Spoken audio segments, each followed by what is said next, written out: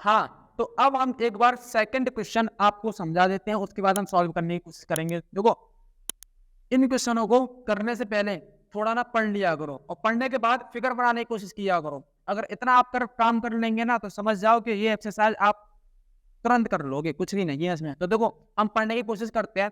A tree breaks due to storm and the broken part bends so that the top of the tree touches the ground making an angle 30 degree with it.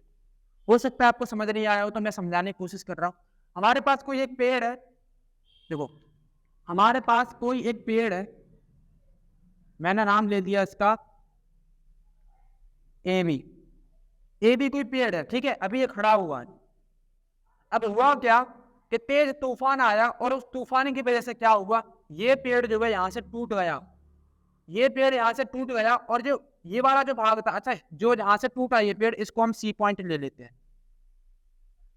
पहले ये A B पेड़ था, तूफान आने के कारण, बहुत तेज आंधी वगैरह आने के कारण क्या हुआ कि ये पेड़ टूट गया और इसका जो टूटा हुआ जो भाग है वो जमीन से कुछ इस तरीके से कांटेक्ट में आया, यानी इसका जो टॉप पॉइंट है इसका, यानी ये वाला जो पॉइंट है, ये वाला पॉइंट कुछ टूटा होगा तो कैसे गिरा होगा, ऐसे करके। देखो, कुछ टूटा होगा कैसे गिरा होगा, ऐसे करके। तो ये वाला जो पॉइंट है, टॉप पॉइंट, ग्राउंड के कांटेक्ट में इस तरीके से आया कि ग्राउंड के साथ क्या कर रहा है, 30 डिग्री का एंगल बना रहा है।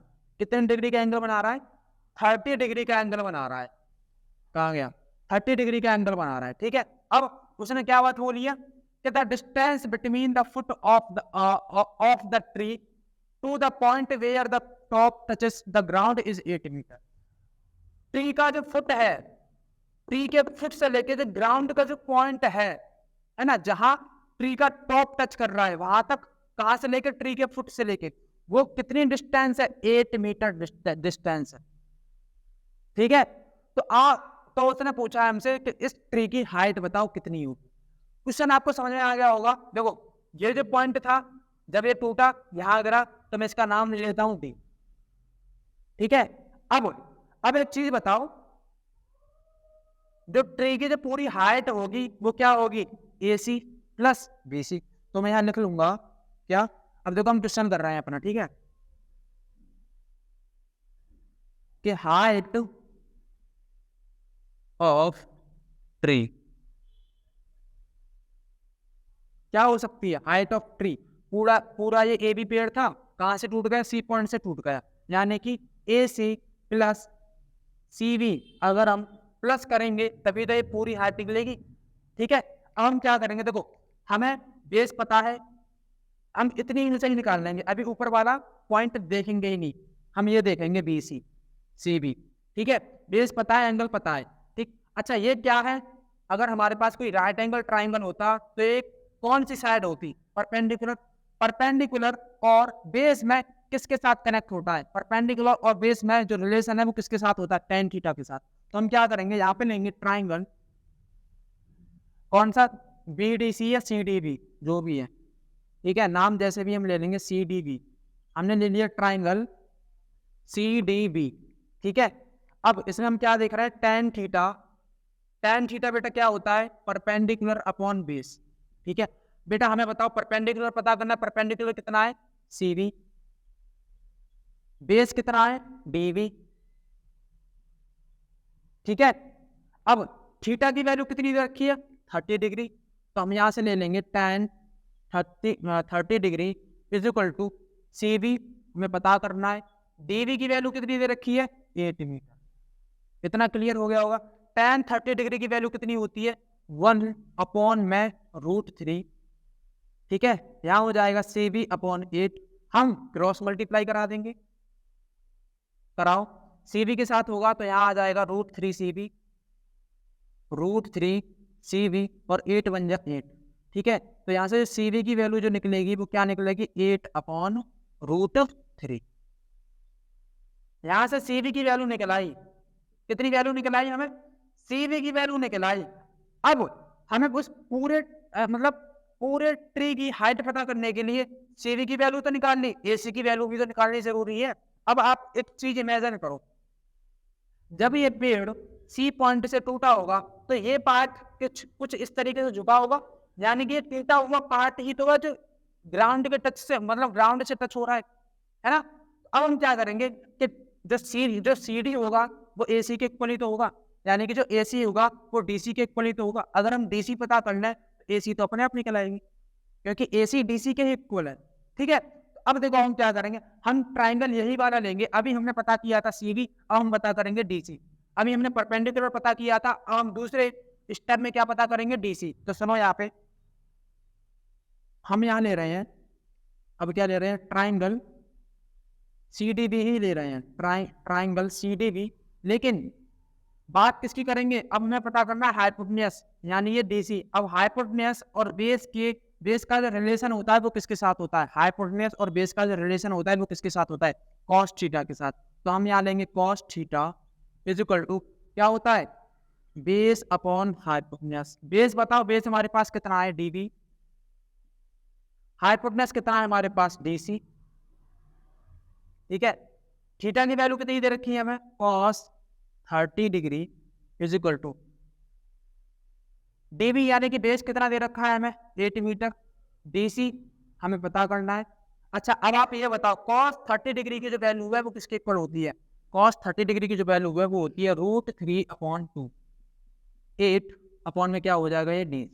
हम फिर से क्या कर देंगे, क्रॉस मल्टीप्लाई। तो यहाँ आ जाएगा √3 DC इज इक्वल टू 2 8 जा 16, सॉरी 2 8 जा 16। ठीक है, हम यहाँ से DC की वैल्यू निकालेंगे, कितनी आ जाएगी, DC की वैल्यू आ जाएगी यहाँ पर 16 अपॉन में √3, 16 अपॉन में √3। अब ये जो DC की जो वैल्यू आई है, ये DC की जो वैल्यू आई है ये किसके इक्वल होगी, AC के ही तो इक्वल होगी। क्यों, क्योंकि ये AC का टूटा हुआ भाग ही तो है, जिसका हमने नाम चेंज कर दिया है। तो हम यहाँ कह देंगे कि जो DC होगी वो किसकी वैल्यू है, AC की वैल्यू है। तो यहाँ AC इज इक्वल टू क्या हो जाएगा, 16 अपॉन √3। ठीक है, अब हम पूरे ट्री की हाइट पता बड़े आसानी से कर लेंगे। हमने क्या माना था, जो हाइट ऑफ ट्री थी, है ना, यानी जो H थी, यानी जो हाइट थी वो क्या थी, AC। अच्छा देखो, मैं ना नीचे लिखता हूँ, यहाँ लिखता हूँ, हाइट जो थी वो क्या थी, AC प्लस CV। अब AC क्या लिया हमने, AC की जो वैल्यू है वो DC के नाम से निकाल ली है, प्लस और ये क्या है, CV की वैल्यू है। ठीक है, अब DC की वैल्यू रख दो। DC की वैल्यू कितनी है, 16 अपॉन में √3 प्लस CV की वैल्यू कितनी है, यहां से देखो 8 अपॉन में √3, 8 अपॉन में √3, दोनों को प्लस कर दो, डिनोमिनेटर सेम है। 16 व 16 और 8 कितना हो जाएगा, 24 अपॉन में कितना आ जाएगा, √3। देखो अब इतना आने के बाद अब आप क्या करोगे, रूट वाला कोई भी नंबर होगा, यानी किसी भी नंबर के ऊपर रूट होता है तो कभी भी हम कहाँ नहीं कर रखते, डिनोमिनेटर में नहीं रखते, उसका हम क्या कर देंगे, रैशनलाइजेशन कर देंगे। तो यहाँ आ जाएगा √3 इज इक्वल टू में √3, इसका मल्टीप्लाई करो, कितना आएगा, 24 √3, और नीचे √3 का मल्टीप्लाई कभी भी √3 के साथ होता है तो वो क्या, रूट हट जाता है और वो सिंगल डिजिट आ जाता है। ठीक है, ओके। अब देखो 3 8 जा कितना होता है, 24, तो वैल्यू हमारे पास क्या आ गई, 8 √3, यानी कि जो हाइट होगी वो क्या होगी, 8 √3 होगी। इस पूरे ट्री की जो हाइट होगी वो क्या होगी, 8 √3 होगी। तो ये था हमारे क्वेश्चन का आंसर। देखो बहुत ही इजी था। हमें इस क्वेश्चन को समझने के बाद हमें फिगर बनाना है। अगर आपने इतना काम कर लिया समझो आपने क्वेश्चन कर लिया। ठीक है, अब आप इसका स्क्रीनशॉट ले लो और हम बढ़ते हैं एक और नए क्वेश्चन की तरफ। ठीक है,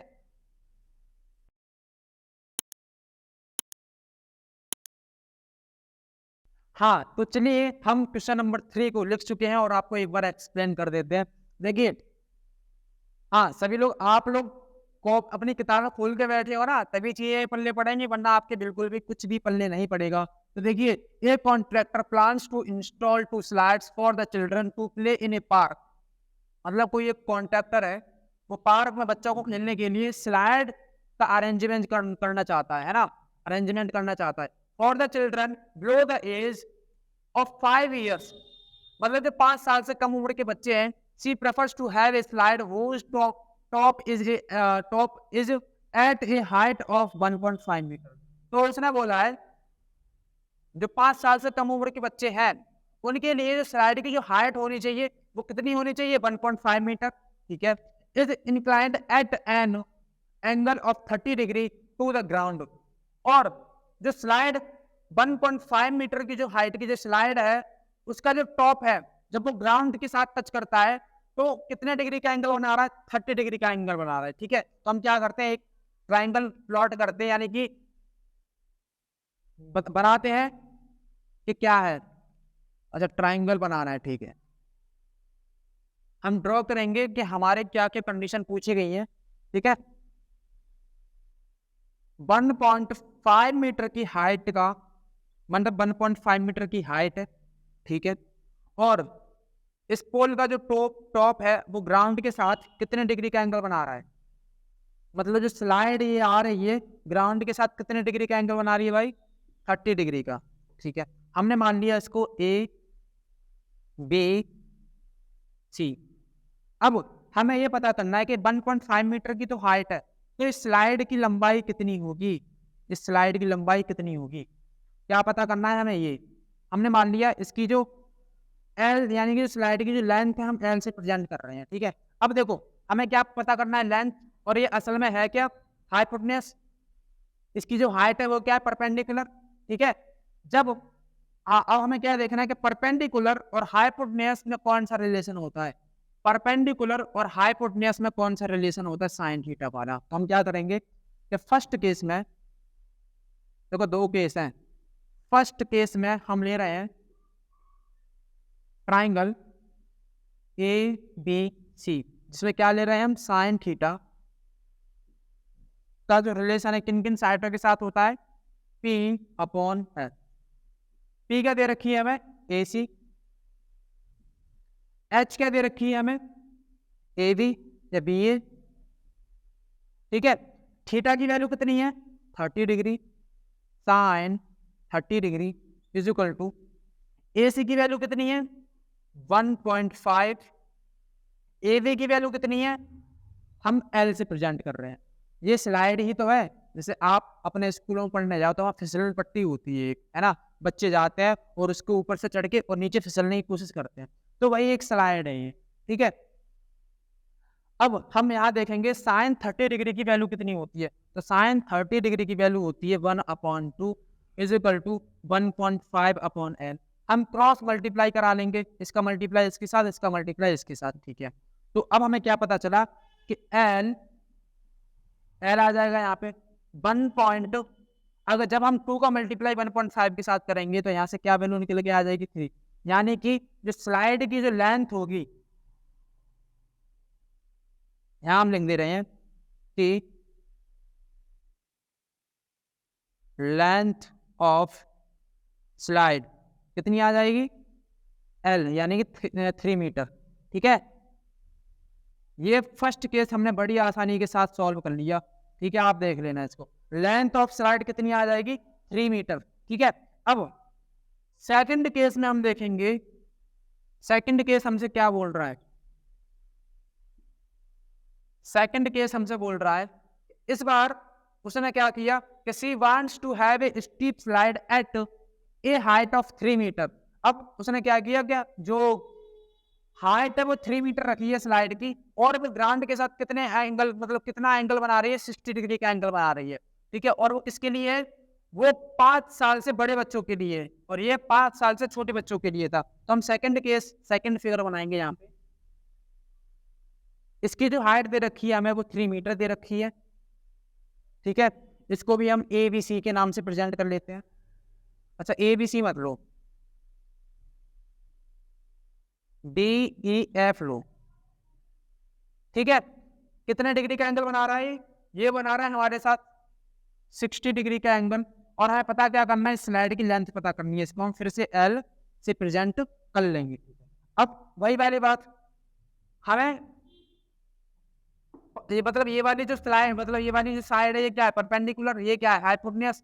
अब परपेंडिकुलर और हाइपोटेन्यूज में कौन सा रिलेशन होता है, साइन थीटा वाला। हम बड़े आसानी से यहाँ लिखेंगे कि सेकंड केस में हम क्या लेंगे, ट्राइंगल DEF।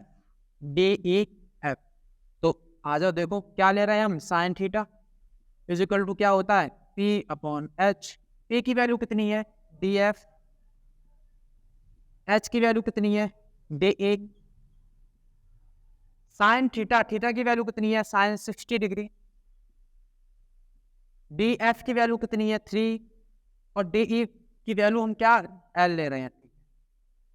साइन 60 डिग्री की वैल्यू कितनी होती है, देखो ट्रिग्नोमेट्रिक टेबल याद होना बहुत जरूरी है आप लोगों के लिए। तो ये होती है √3/2 इज इक्वल टू 3/L। फिर से हम क्रॉस मल्टीप्लाई करा लेंगे, तो यहाँ हो जाएगा √3L। 2 का मल्टीप्लाई 3 के साथ, 2 3 या 6, फिर L √3 पहुंच जाएगा नीचे। अब देखो मैंने बोला किसी भी नंबर पर अगर रूट हो और वो नंबर कहाँ हो, डिनोमिनेटर में हो, तो हम उस नंबर का क्या रैशनलाइजेशन कर देते हैं। तो यहाँ हो जाएगा इसका √3 में फिर क्या आ जाएगा, √3।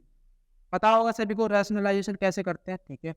यहाँ से वैल्यू निकल के आएगी हमारे पास L इज इक्वल टू 6 और √3 का मल्टीप्लाई किया तो 6 √3, और √3 का मल्टीप्लाई जब √3 के साथ होगा तो क्या बन जाएगा, 3। और 3 टू जा कितना होता है, 6। तो जो L की जो वैल्यू आई वो कितनी निकल के आई, L √3।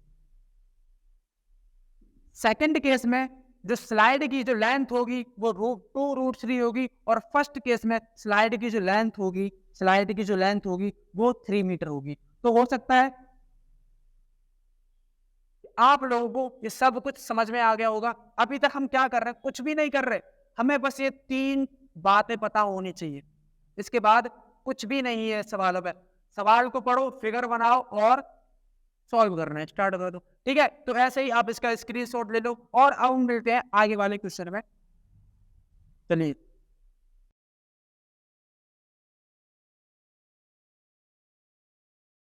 हाँ तो हमने क्वेश्चन नंबर 4 लिख लिया है। एक बार मैं आपको एक्सप्लेन कर देता हूँ कि हमसे क्या कह रहा है। देखो क्वेश्चन पढ़ने के बाद ना फिगर बनाने की कोशिश किया करो, है ना। तो मैं फिगर बनाने की कोशिश करूंगा। The angle of elevation of the top of A tower from A point on the ground. मतलब टावर का कोई टॉप पॉइंट है, ठीक है, और वो ग्राउंड के टॉप पॉइंट से टकरा रहा है, ग्राउंड के टॉप पॉइंट से उसका कोई एंगल बन रहा है, विच इज 30 मीटर अवे। अच्छा मैं ना साथ के साथ ना फिगर बनाता चलता हूँ। हमारे पास कोई टावर है, ये कोई टावर है, ठीक है। इसका जो टॉप पॉइंट है वो ग्राउंड के पॉइंट से कनेक्ट है, ठीक है। और टावर के फुट से लेके जो ग्राउंड का जो पॉइंट है, कितना डिस्टेंस है इसके बीच, कितना दूर है ना, तो 30 मीटर दूर है, ठीक है। इतना समझ में आ गया। अब उसने क्या बात बोली है कि foot of the tower is 30 degree. तो जो टॉप पॉइंट है और जो ग्राउंड के पॉइंट के साथ कितने डिग्री का एंगल बना रहा है, 30 डिग्री का एंगल बना रहा है ना। एंगल ऑफ एलिवेशन कितना है, 30 डिग्री का है, ठीक है। अब हमें क्या पता करना, find the height of the tower. बहुत ही आसान क्वेश्चन है, जो हम करते चले आ रहे हैं सेम टू सेम वही चीजें होने वाली हैं। आप बस थोड़ा सा दिमाग लगाओ, आप बड़े आराम से कर लोगे। चलो कोई नहीं, मैं बताता हूँ आपको।